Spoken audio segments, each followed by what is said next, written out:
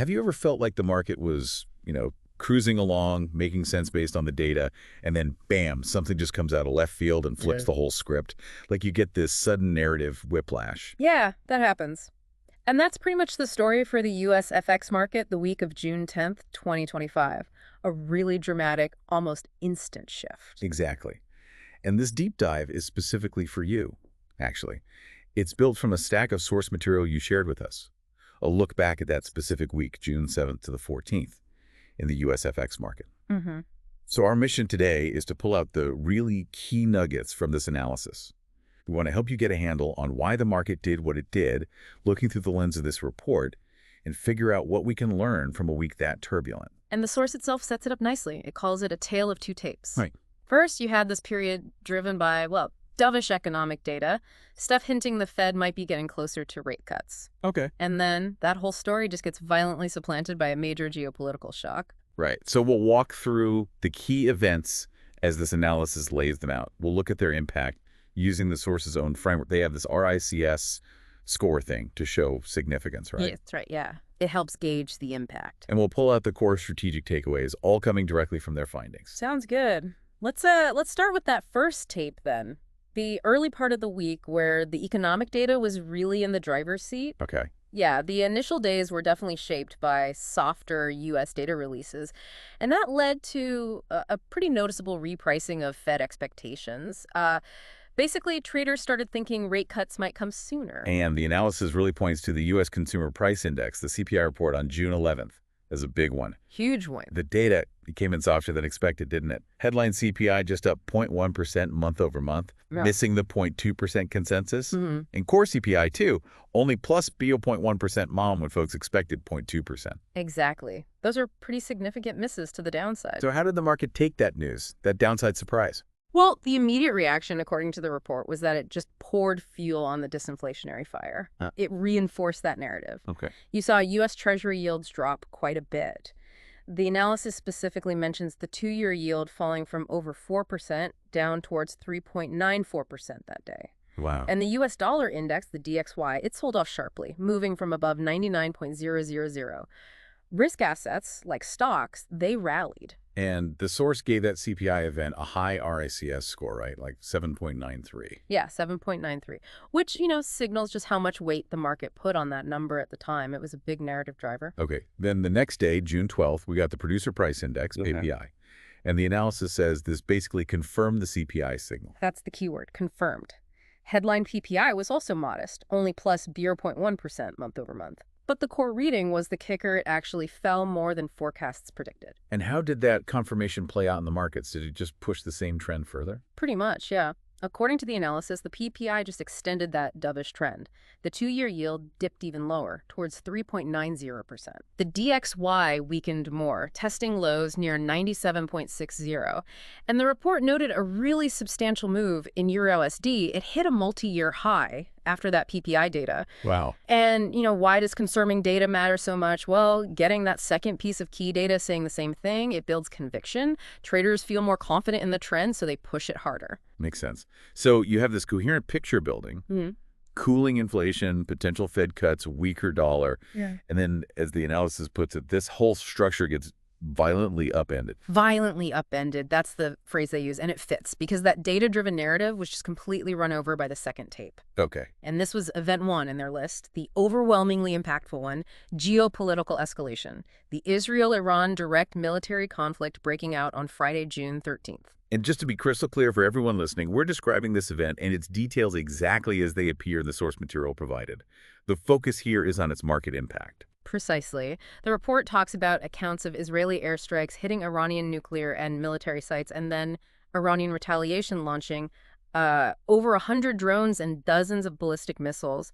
They timestamp this kicking off around 05.00 UTC on Friday. And the market reaction described in the analysis. Instant chaos. Instantaneous and severe flight to safety. That's how the report puts it. Right. Assets considered safe havens just surged. You saw strong buying in the U.S. dollar, the Swiss franc, the Japanese yen. Usual suspects. Exactly. And on the flip side, equities tumbled, and currencies tied to global growth and risk-taking. Think the Aussie dollar, the Kiwi dollar, the Canadian dollar, They got hit hard. And that RICS score for this event? 9.30. By far the highest of the week. It just underscores how completely this geopolitical shock dominated everything else. Okay, but here's where the analysis brings up something really interesting, a critical complexity, they call it. Why did U.S. Treasury yields rise during this flight to safety move? Usually they fall, right? Money rushes into safe bonds. That's the fascinating part. It breaks the standard playbook. Normally, yes, risk-off means bond yields down. But the analysis explains that the nature of this specific conflict involving major oil producers injected a significant inflation risk premium into the bond market. Inflation risk premium. What exactly does that mean in this context? It means the market suddenly started demanding higher yields on bonds to compensate for the increased risk of future inflation. Oh, okay. In this case, the fear was that a wider conflict could seriously disrupt oil supplies, sending energy prices soaring and driving up overall inflation. That fear, that inflation threat, completely overwhelmed the usual safe haven buying of bonds. Got it. And the analysis shows the two-year Treasury yield, which had fallen nicely after the CPI and PPI, well, it reversed sharply higher on Friday, jumped about 6 basis points back up towards 3.96%.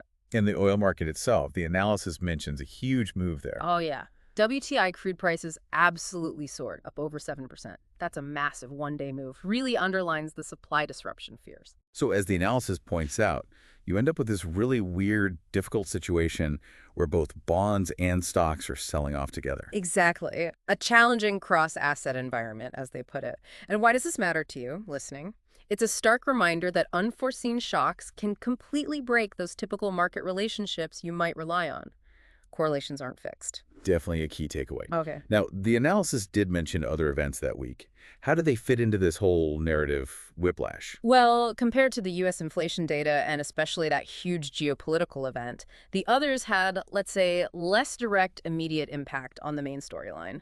Take the University of Michigan Consumer Sentiment Report. Right. That came out on Friday, June 13th, U.S. time, right in the middle of the geopolitical storm. Perfect timing, huh? Yeah.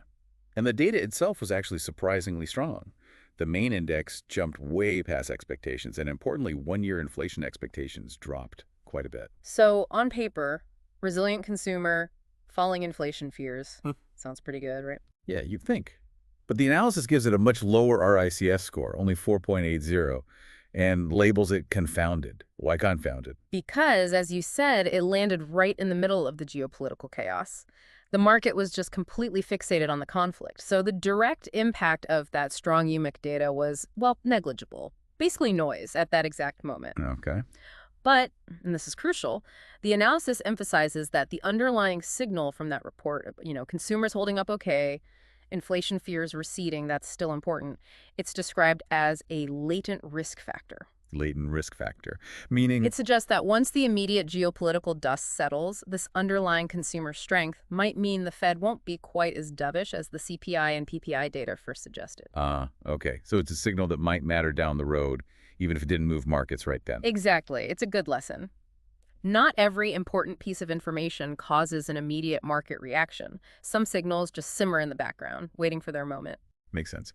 The analysis also briefly touched on, let's see, Chinese credit data and Canadian manufacturing and wholesale sales, both also out on that Friday. Right. Relatively low RACS scores there, too, 4.78 and 4.73. The analysis basically noted them as contributing factors to weakness in specific currencies. I see. Well, the weak Chinese data showing not much private sector growth, kind of propped up by government bonds, that weighed on currencies sensitive to China, like the Australian dollar. Okay. And the weak Canadian data, a sharp drop potentially linked to U.S. tariffs, according to the source, that put pressure on the Canadian dollar. So while they weren't the main event, they provided sort of underlying fundamental reasons why the AUD and CAD might have fallen even harder during the big risk-off move on Friday. They had their own domestic issues, too. Gotcha. Added headwinds. And there was also the CFTC Commitments of Traders report, the COT report. The analysis used that more for context, looking at positioning before the big Friday moves, right, as of June 10th. Exactly.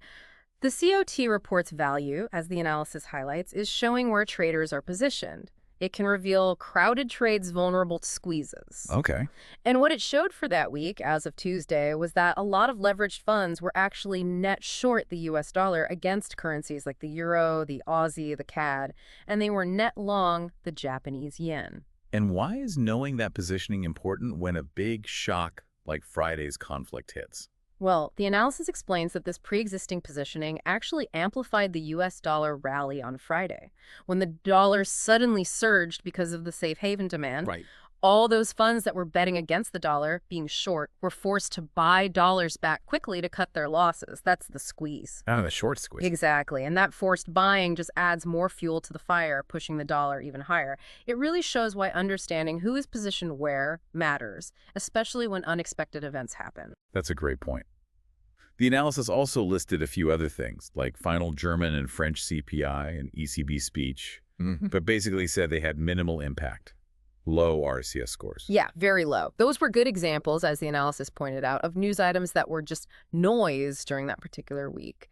They either just confirmed what was already expected or weren't about major policy shifts. It kind of reinforces the idea that you need to focus on the top-tier signals, especially when big narratives are in play. So pulling it all together, Right. what are the key learnings synthesized in the conclusion of this analysis? I think the main one is reiterating that hierarchical nature of market drivers we saw play out. Geopolitical shocks, especially ones with potential economic fallout like oil supply fears, they sit right at the top of the pyramid. Okay. They can completely trump central bank policy narratives, which in turn usually have more sway than second-tier economic data. That hierarchy was crystal clear that week. And the analysis included an FX performance scorecard. Remind us who came out on top and who got hit hardest. No surprise, really. The clear winners were the traditional safe havens, the US dollar, the Swiss franc, the Japanese yen. The analysis links it directly to that flight to safety triggered by the conflict. Right. And the underperformers were the usual risks-sensitive currencies. The Australian dollar, the New Zealand dollar, the Canadian dollar. They got hammered by the broad move away from risk, and as we discussed, had those weaker domestic or partner data points adding pressure too. And the analysis also found that cross-asset correlations did some weird things, shifted dramatically. Yeah, this is another really insightful point, how relationships broke down under stress. The analysis noted the typically negative correlation between the US dollar and gold just broke. Both rallied together as dual safe havens. Interesting. And the correlation between something like the Aussie dollar and WTI oil probably flipped or inverted. Usually a higher oil can support the AUD, but an oil spike driven by a supply shock is bad news for global growth and therefore bad news for a growth proxy like the Aussie. So the takeaway there is that market relationships aren't set in stone.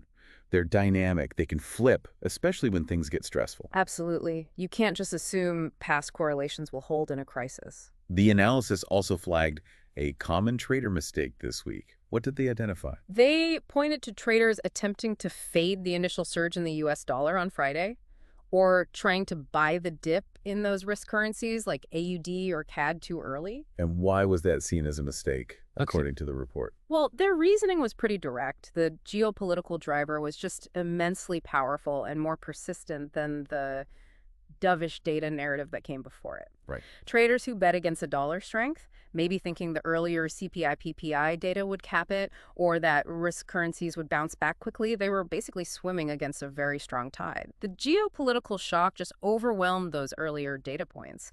Plus, those weaker fundamentals for AUD and CAD made them extra vulnerable. So looking back at the whole week through the lens of this analysis, it really was a powerful lesson, wasn't it? How fragile market narratives can be, and how these sudden, unpredictable geopolitical events can just completely dominate everything. Absolutely. Narrative fragility is a great way to put it. And the dominance of geopolitics over data. So looking ahead, the analysis does give a little forward guidance. It flags the upcoming Federal Reserve meeting on June 18th as the main event for the following week. Yes, that becomes the immediate focus after a week like that. What does the analysis suggest we should be watching most closely at that FOMC meeting? It highlights two main things to monitor, based on the events of the week we just discussed. First, how does Chairman Powell address this new potential stagflationary risk? The risk from the oil shock rising inflation even if growth slows. How does he talk about that in the press conference? Okay, his framing of that new risk. Exactly. And second, does the dot plot, that's the Fed officials' own forecasts for future interest rates, show any kind of hawkish shift? Does this geopolitical inflation scare make them rethink how quickly they might cut rates compared to what the CPI PPI suggested earlier? And why is the Fed's reaction to all this so critical for the market's next move? Because it's all about how they balance these conflicting signals, right? You had clear signs of disinflation from the data early in the week. Then you had this major inflationary shock from the potential oil disruption. How the Fed weighs those two opposing forces is absolutely crucial for figuring out the market's path forward once the immediate geopolitical heat cools down a bit. Makes total sense. Yeah. And the analysis also sort of reiterates that currencies like the Aussie and Canadian dollar might still face headwinds. Yeah, it suggests they could face a kind of double whammy, those weaker fundamental drivers we talked about, plus any lingering global risk-off mood. Well, this deep dive was entirely based on the source material you shared, and hopefully breaking it down this way helped you get the key takeaways from what was clearly a very eventful and turbulent week in the markets. It's definitely a stark reminder, isn't it, how fast narratives can change, and how sometimes signals that seem like noise in the moment, like that UMIC data the analysis flagged, might actually hold latent information that becomes really important later on. Absolutely. And maybe a final thought for you to mull over. Building on what the analysis presented, you had that University of Michigan data showing surprising consumer strength and falling inflation expectations hitting the tapes right as the oil shock injected new inflation fears. Right, those two things happening almost simultaneously. Exactly. So how might the Federal Reserve ultimately try to balance those very conflicting signals when they make their policy decisions? And what does that inherent complexity, that tension between different data points, mean for where the market might actually head once the immediate geopolitical crisis maybe fades a little? That's the million-dollar question, isn't it? How do they navigate that complexity? Definitely something worth thinking about. Indeed. Well, thanks for joining us for this deep dive.